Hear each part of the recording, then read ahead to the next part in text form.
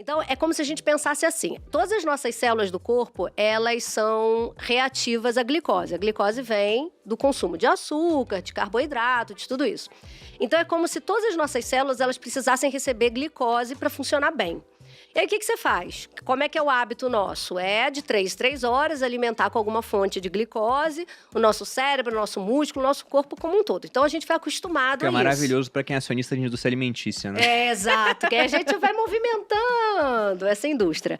Mas aí vai movimentando o consultório dos nutricionistas, né? Dos endocrinologistas, nutrólogos. E as farmacêuticas. Gente assim. É maravilhoso pro capitalismo, né? Vamos botar assim, né? Na verdade é. Não acabemos com isso, por favor. Temos 3 clínicas para sobreviver, né? Mas vamos lá. O que a gente tem que fazer? A gente tem que, de alguma maneira, fazer essas células dizerem o seguinte: não, eu não quero mais receber isso, então eu tenho que privar o meu corpo de ficar recebendo isso de 3 em 3 horas. E ele vai achar o quê? Uma fonte alternativa. Só que ao invés de ser uma gasolina normal, é uma gasolina aditivada. Na verdade, o nosso corpo funciona melhor com esse combustível. Só que se a gente não der a oportunidade de usar esse combustível, você não vai nunca perceber. Também, né? O que está aprendido ali é que a glicose é o que vai te trazer energia. Tanto é que a gente chamava antigamente carboidratos de alimentos energéticos, né? Por quê? Porque a partir dele eu vou ter energia. Então, quando eu privo o meu corpo de receber essa energia por essa fonte e dou outra fonte, que é a casa da banha, é a gordurinha que a gente tem, é a gordura da alimentação que a gente tem, o cérebro performa com uma outra velocidade. Você recebeu a gasolina aditivada que você precisava, só que para você conseguir entrar nesse modo automático de utilização dessa gasolina aditivada, você precisou largar a gasolina comum. E precisa de uma adaptação, né? Inclusive, é bem aí que as pessoas acham que não é para elas. Eu tenho certeza, Sim, eu até perfeito. queria te perguntar isso, se existe mesmo um grupo de pessoas que não se adapta ao jejum. Mas eu acho que, no geral, todo mundo é apto a fazer jejum, só que a pessoa não espera essa adaptação, né? Que é uns 3, 4, às vezes uma semana, que a pessoa precisa dar uma... Não é uma semana de jejum, Não, bem claro. dias, né? Pra você se adaptar e não sofrer depois, né? Ser mais natural. E quando a gente pensa assim, jejum, gente, não é jejum, tipo, nem igual o exame de sangue, que a gente fica sem, sei lá. Não, você pode beber água. Você pode beber água, você tem líquidos Chá. sem calorias, chá, café, enfim. Tem uma série de outras coisas. Depois vocês vão lá no meu perfil, @patriciadavidson.nutri. Ao publi. E aí, né? Ó, já vendi a clínica, os desafios, os aqui que cursos. a gente só faz isso aqui. A gente Entendeu? vende o dia inteiro os nossos negócios. Pronto, é isso aí. Um bom empresário faz isso, né? Tá certíssimo. Então, vocês vão lá no perfil e vão depois estudar bem essa parte do jejum. Então, muita gente realmente demora um pouquinho para entrar, fica ansioso. Tem muito aspecto de escassez, às vezes, que as pessoas já viveram na vida. Então, elas ficam com medo Carga de emocional. novo, sentir fome. Mexe num lado emocional, às vezes, muito mais do que no aspecto físico das pessoas, é né? verdade. Então, ela tem medo dela viver uma época da vida que ela não tinha alimento disponível, né? E ela agora quer usufruir de quê? Fartura, né? Se hoje ela pode, então ela quer mesa farta. Ela não quer acordar e não comer. Vou dar mais uma curiosidade aqui. Quando a gente começou a ter um pouco mais de dinheiro, né? A gente teve um pouco mais de abundância.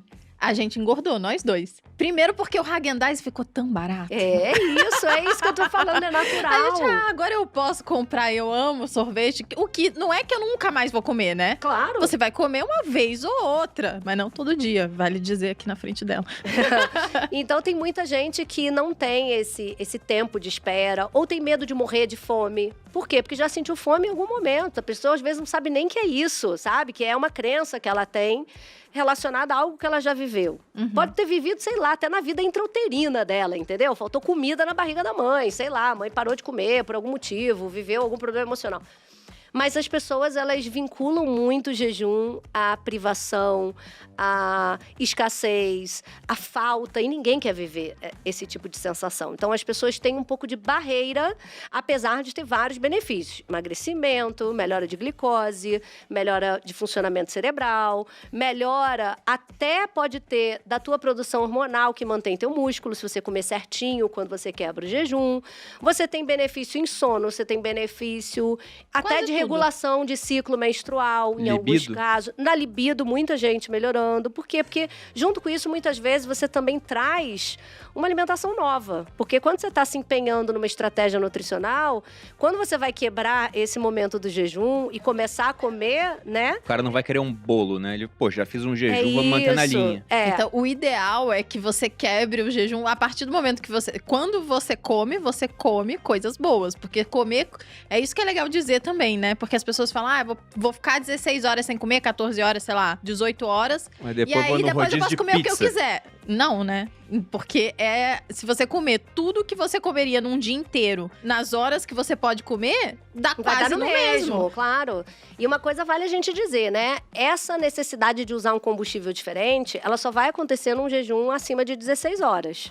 Então, quem faz um jejum de 12, 14, na verdade, pode estar acordando e evitando comer um pão francês, uma mortadela, um café com leite, já é muito legal. Mas não vai colher esses benefícios todos que a gente está falando, porque esses benefícios, eles têm a ver com o momento onde o teu corpo vai fazer essa troca, né, de utilização dos combustíveis diferentes. Então, a partir de 16 horas, a gente já tem essa capacidade de começar a usar mais gordura do que o carboidrato. E à medida que esse jejum vai prolongando, você vai conseguindo utilizar mais fonte de gordura. O que não quer dizer que vocês têm que parar de comer 24 horas, 36, 72, não é isso. O que você tem que fazer? Você tem que ter uma alimentação, quando você vai quebrar o jejum, que seja coerente com isso. Por quê? Porque você está fazendo uma estratégia que é uma estratégia de mudança de informação. É como se a gente estivesse trazendo uma informação nova e melhor pro teu corpo. Se você, quando vai comer, vai escolher uma informação toda errada, eu vou quebrar com pizza, vou comer hambúrguer, eu vou, sei lá, comer doce o dia inteiro. Então, assim, parte do dia você deu uma informação certa, parte do dia você deu errado. No final, nessa equação, você não vai colher nada e ainda vai ter perdido horas que você se sacrificou mentalmente com a ideia de estar fazendo um jejum, né? Tem uns pontos sobre jejum. Eu ia Um falar pra deles- você contar aquela história que você gosta bastante do cara que queria morrer Isso, e jejuou. é um dos que eu iria comentar. Tem 2 pontos sobre jejum interessantes. O primeiro foi quando eu fiz jejum e fiquei mais produtivo, e a Malu me falou aquilo, e eu pensei, é óbvio, né? Você olha na natureza, tudo bem que a gente não pode extrapolar tudo que acontece com os animais pra gente. Um estudo em Claro. animais, por exemplo, Não é a mesma não é coisa. a mesma coisa que um estudo Aham. em humanos. Mas você vê leões na savana. O leão, quando ele acaba de comer, ele fica lá deitadão um tempão, né? O leão ativo é aquele que não comeu. Sim. Que ele muitas vezes está indo atrás da caça. E com o ser humano, nessa época de caçador-coletor, a gente pode pensar a mesma coisa. O cara, ele estava ativo nesse momento que ele estava em jejum. Ele precisava ir atrás de alimento, tinha muito mais atenção. E o outro ponto, tem E uma as pessoas frase... ficam mais letárgicas, não é à Depois toa da que o pessoal refeição. Sim, tira o soninho, né? Isso, a soneca exato. depois do almoço. a gente morou em Boa Vista e lá o comércio fechava na hora do almoço. Só quem não fechava eram uns 3 restaurantes que tinham no centro da cidade. O restante fechava todo mundo. O cara comia e ia dormir. Tem até uma história engraçada. Um colega meu dos tempos de exército, né, o Baxis, ele tava lá em Boa Vista, ele falou que foi alugar uma casa, marcou com a corretora no meio da tarde. E aí nada da mulher aparecer. Ele, caramba, ela não apareceu. Ela ligou pra ele 7 horas da noite e falou assim, não, é que eu deitei pra dormir na hora do almoço e fui direto. Entendi. Pedindo desculpas, né? Por quê? Porque ela é normal. Como todo comércio fecha, o pessoal descansa. Você não tem nem como resolver alguma coisa, tá tudo fechado. Você tem países onde culturalmente isso acontece ainda. No exército também isso acontecia. No horário do almoço, os soldados todos, depois de almoçar, dormiam ali 1 hora, 40 minutos, né? O tempo que eles tinham até voltar ao expediente. E o outro ponto que me veio na cabeça, nessa história ainda, uma frase do Hipócrates. E o médico hoje faz o juramento hipocrático, né? Quando ele vai começar a exercer a medicina, né? De primeiro não fazer mal. E o Hipócrates, entre várias frases muito interessantes, tinha uma que dizia que a gente perde a saúde conforme se afasta da natureza. E a outra dele é faça do alimento Faça o do seu seu alimento remédio. o seu remédio, sim. Muito boa essa também. Mas esse episódio de se afastar da natureza, o homem em estado natural vivia em estado de escassez. Então não tinha comida o tempo todo. E aí tem uma história romana muito interessante. Que havia um grande orador em Roma, Cícero, e ele trocava cartas com um amigo chamado Tito Pompônio Ático. E essa correspondência está registrada, né? São as cartas a Ático. E o Ático, ele ficou muito doente em um momento. Ele ficou tão desgostoso, assim, com a vida que ele falou, quero morrer. Vou fazer jejum, né? Vou deixar de me alimentar para morrer de inanição. E ele fez jejum e se curou fazendo jejum. Então, o mal que ele tinha, ele foi resolvido através disso. E hoje já tem estudos sobre essa questão, né? De que o jejum favorece até a saúde do corpo. Várias Como é que é isso, coisas, Patrícia? porque o jejum, ele tem como modificar a tua informação genética, né? Então, todo mundo nasceu com um código genético, que a gente chama de DNA, a gente aprendeu lá na biologia lá atrás. Só que o que acontece? A gente já sabe há muitos anos que a gente pode ligar o disjuntor ou desligar o disjuntor do adoecimento ou da saúde. São escolhas que dizem respeito às nossas escolhas de vida. Então, isso hoje tem mais relevância do que você simplesmente achar o seguinte: meu pai é diabético, eu vou ficar diabética. Minha mãe tem problema de tireoide, eu vou ter problema de tireoide. A Não genética é assim. não é uma sentença, né? Não é uma sentença, isso tudo pode ser transformado a partir do nosso estilo de vida. Estilo de vida envolve alimentação, sono, hormônios, se você fuma, se você não fuma, a procedência da tua comida e várias outras coisas. Então, a questão do jejum, o jejum, ele consegue ir lá no seu código genético e desativar o gatilho de adoecimento, de uma série de doenças que têm origem de inflamação.